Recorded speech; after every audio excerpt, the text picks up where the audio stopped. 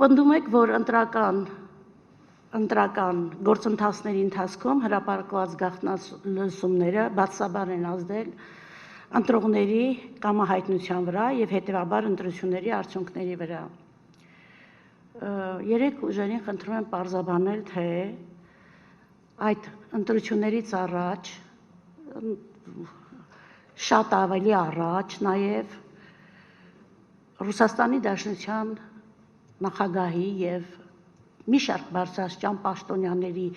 խոսք, որոնք հիմնականում պաշտպանության տակ էին առնում այդ երեք ուժերին եւ չէին էլ թաքցնում դա, որևէ ազդեցություն կարող էր ունենալ ընտրությունների արդյունքների վրա, ընտրողի ազատ կամքի ձևավորման վրա եւ ինչու այս գործոնը դուրս է մնացել ձեր դիմումի փաստարկներից։ Բարձր դատարան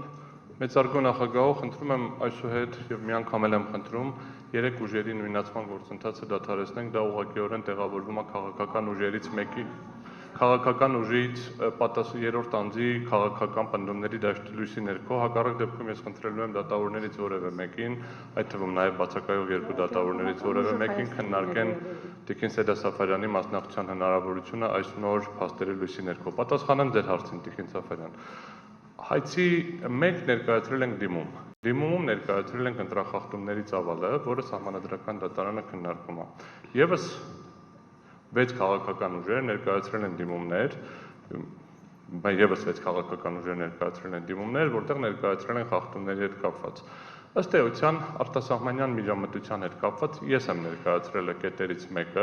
եւ ուղղակիորեն նախատեսել եմ, որ ընդամենը մի դեպք է եղել, մի քաղաքական ուժ կա, որը անվանական ստացել է աջակցություն եւ այդ աջակցությունը օգտագործել է ընտրական գործընթացների մեջ։ Դա քաղաքացիական պայմանագիրն է։ Երկու օտարերկրյա պետությունների նախագահներ, որոնք իրավունք չունեն ոչ միջազգային իրավունքի, ոչ ընտրական իրավունքի լույսի ներքո մասնակցել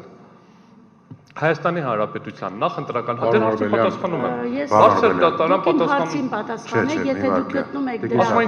հասցեատերը չի թող չպատասխանի։ Շատ ներողություն եմ խնդրում։ Բարձր դատարան չի տեղ չի գտել, նկարագրում եմ իշնատեղ գտել։ Չէ, պարոն Օրբելյան, մեկ վարքյան։ Տիկին Սաֆարյանի հարցը երեք կուսակցություններին եւ դաշինքներին մենք կճշտենք որ դաշինքների եւ կուսակցության մասին է։ Ուժեղ Հայաստանին ավերաբերվում եւ Հայաստան դաշինքին։ Շատ բարի, Տիկին Սաֆարյան, այդ երկրորդը հարցը հետեւյալի մասին էր, մեկ վարքյան, դա էլ կճշտենք, հարցը հետեւյալի մասին էր։ Կոնկրետ երկրի մասին էր եւ կոնկրետ երկրից կատարված կոչերի կամ գործողությունների սույն ընտրությունների վրա ազդեցության մասներ ոչ թե առհասարակ։ Առհասարակ դուք ձեր խոսքում ներկայացրել եք, մենք դա ունենք, եզրափակիչում եք ասեք, կոնկրետ այս հարցի հետ կապված ինչ ունեք ասել եւ Տիկին Սաֆարյան երրորդ ուժն էլ Բարգավաճ Հայաստան կուսակցությունը նկատի ունեք, թե Ես Բարգավաճին իրենց հետ կապված նման հայտարարություն չեմ հիշում։ Երեք ուժեր ասացիք, Տիկին Սաֆարյան։ Դե ասած երեք ուժեր, բայց չասած որ ուժեր է, ես Բարգավաճ Հայաստանը դուք կարող եք կարճ ասել, որ ձեզ չի վերաբերվում, ինչու եք այդպես։ Շնորհակալություն, պարոն։ Ավարտեմ միտքս բարձր դատարան։ Ոչ կենտրոնական ընտրական հանձնաժողովի որոշման մեջ, ոչ ներկայացված բողոքներից որևէ մեկում այդ հարցը բարձրացված չէ։ Դուք Արևմտյան ուժերին նշել եք։ Տիկին Սաֆարյան, ես խնդրում եմ, եկեք հարցը կամ նորմալ կարգով գնանք, բարձր դատարան համավազ կարգով, պարոն Օրբելյան։ Հարցին կարող եմ պատասխանել։ Ձեզ հարց չի տրվել։ Ինձ հարց չկա։ Չէ, նստեք։ Ձեզ հարց կա։ Բայց ուրիշ հարց է, չէ, այս հարցը չի։ Այն որ հայտարարվում է, որ Տիկին Սաֆարյան, այն հարցի պատասխանը ավարտվեց, հարցի պատասխանները ստացաք։ Չէ, ես Պարոն Օրբելյան, նստեք, խնդրում եմ։